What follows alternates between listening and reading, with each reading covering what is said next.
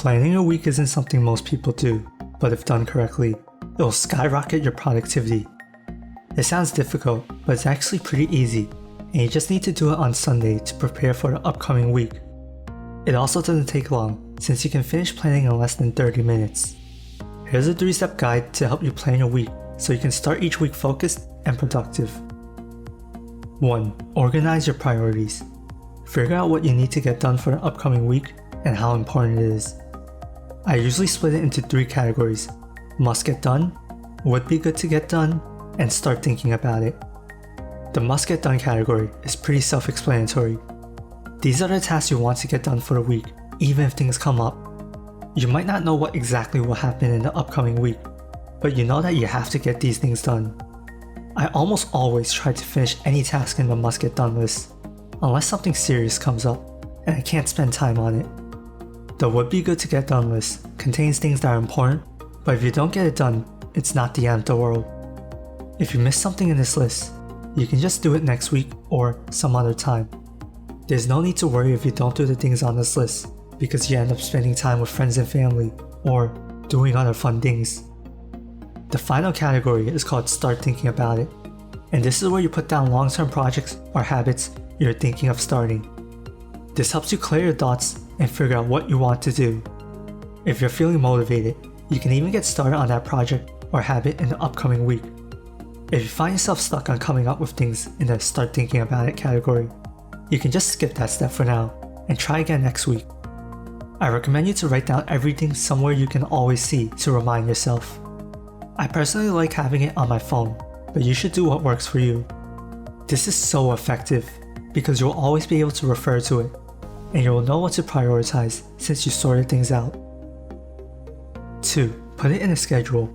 Now that you know what you want to get done, schedule some time in your calendar to work on them. Schedules are great because it can help you block out time to get work done.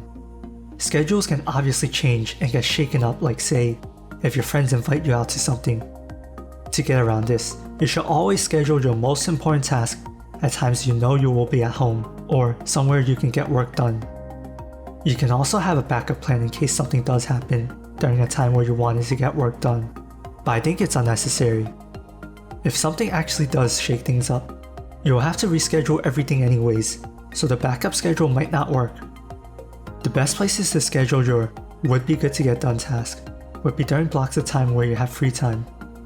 This way, you can go out to have fun or do something else during that time, and it won't affect your top priorities. This allows you to be spontaneous and avoids the downfalls of a rigid schedule. For any task in the start thinking about it category, you can try to slot them in your schedule, but there's no need to worry if you can't. It can usually be done when you have free time, so you can get to them when you are free, and you don't want to do the would be good to get done task. 3. Reflect on your past week. Planning things for the future is important, but it's just as important to reflect on the past. Look at what you accomplished in the past week. Did you finish all your must get done tasks? How many would be good to get done tasks did you finish? Are there things you could have done to be more productive? When you reflect on what happened last week, you can better understand what worked and what needs to change. You might even be able to figure out when you get your best work done during the day. You can use these lessons to go back and edit your schedule for the upcoming week. That's all you need to do to plan your week. I also recommend creating a checklist of all your must get done and would be good to get done tasks. Checklists are great because they help keep you motivated and it shows you how much work you got done. It feels great to cross items off your checklist when you complete them. Just like with your priorities, I recommend having your checklist somewhere you can always see, like your phone, so you can refer to it and remind yourself of everything you have done. One final note, I mentioned that planning your week can be done in less than 30 minutes. This is the norm if you're often planning your week, but when you first start, it might take a while. As you get used to planning your week, it will get a lot easier. Also, there will be times where planning a week is difficult. Even if you're a pro, there will be some weeks where it might just take longer to plan because there are so many things going on. Have you ever planned your week before? Leave a comment below and check out the video shown on the end screen on why you never have enough time if you ever felt that way before.